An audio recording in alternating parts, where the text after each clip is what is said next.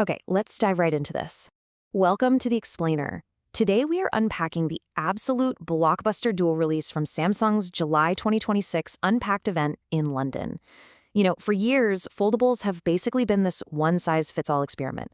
But Samsung, they literally just tore up the playbook. We're looking at the Galaxy Z Fold8, going head-to-head with the Z Fold8 Ultra. Which brings us to the million-dollar question. Why on earth did Samsung release two folds this time? When these officially hit the shelves on August 7th, it was immediately clear that this wasn't just some run-of-the-mill upgrade cycle. No, what we're looking at here is a strategic great split.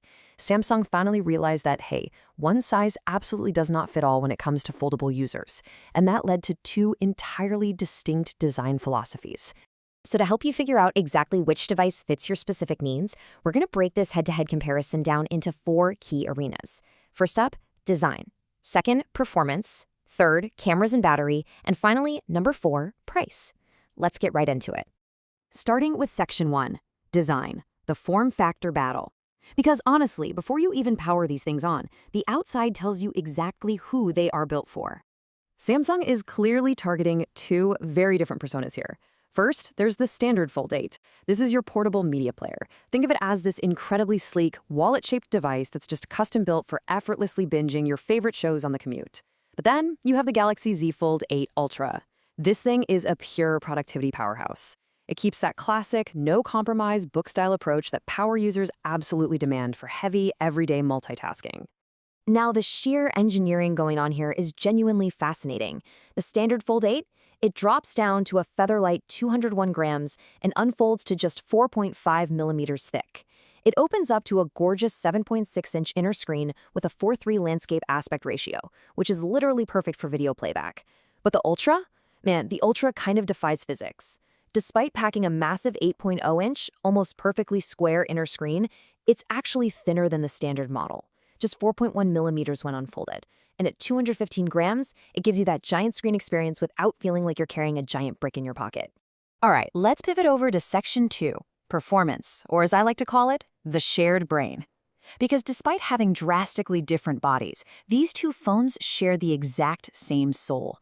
Under the hood, these devices are practically identical twins. Both are rocking the exact same state-of-the-art Qualcomm Snapdragon 8 Elite Gen 5 for Galaxy chipset. They're actually the very first devices to ship with Android 17 already pre-installed, and you can grab either with 12 or 16 gigs of RAM. The big takeaway for you here? You aren't sacrificing an ounce of core processing power either way. Whether you grab the standard or the Ultra, you're getting the exact same lightning-fast Galaxy AI tools built right in. So if you're live translating a phone call in Tokyo or rendering a heavy video edit, you're getting zero compromises. Now, hold on. I actually want to slow down for just a second to explicitly point this out. It's a shared limitation, and you absolutely need to know about it so you can set your expectations right. Neither phone has built-in S Pen storage. Yeah, I know. If you were hoping 2026 was the year Samsung magically found room to hide the stylus inside a foldable without breaking the laws of physics, well, you're going to have to keep waiting. Actually, scratch that. Some reports are even suggesting they might omit S Pen support entirely this time around, so definitely keep that in mind. That brings us to our third arena, cameras and battery. This is the hardware gap. This is where those spec sheets drastically diverge, and honestly, where your decision might actually get made. So both phones feature really great ultra-wide cameras, but when we look at the main shooters, wow, the difference is literally night and day. The standard Fold8 packs a highly respectable 50-megapixel sensor, but the Ultra, it absolutely dwarfs it with a premium 200-megapixel lens. If you are one of those people chasing absolute pixel-peeping perfection, the Ultra is heavily flexing its muscles right here. And then there's the zoom factor. The Ultra features a dedicated 10-megapixel telephoto camera with 3x optical zoom, which is awesome for punching in on distant subjects. The standard Fold8, it omits it completely, no telephoto lens at all. So if capturing your favorite band at a concert or zooming in on a sports game from the bleachers really matters to you, the standard model leaves a pretty huge gap in your photography toolkit. Flipping over to the battery specs, the gap does narrow a bit, but the Ultra still holds a slight edge. The Fold8 rocks a 4,800 mAh silicon carbon battery, which pushes up to 26 hours of video playback. The Ultra bumps that capacity up to 5,000 mAh. Realistically, it's only about an extra hour of video time. So both phones are going to comfortably survive your absolute longest workdays. Oh, and both are backed by the exact same 45-watt wired charging, 20-watt wireless charging, and ultra-fast Wi-Fi 7 connectivity. Which brings us to our fourth and final section, price, the ultimate decider. We've gone through the design differences, the shared processing power, and that big camera gap. Now it's time to put the final piece of the puzzle together. Because all of those premium camera upgrades, that massive 8-inch screen, that unbelievably thin 4.1mm chassis on the Ultra, it all comes down to a surprisingly specific number. Exactly a $200 or 200 pounds difference. Just let that sink in for a second.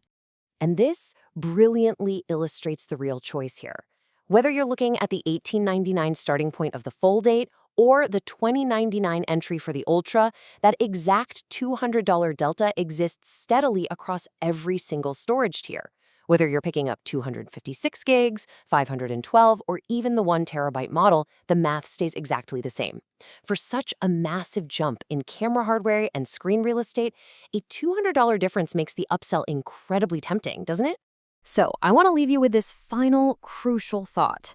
Are you saving $200 for the ultralight, wallet-shaped portability and everyday media focus of the standard Fold8, or are you going all in on the no-compromise productivity beast that is the Fold8 Ultra?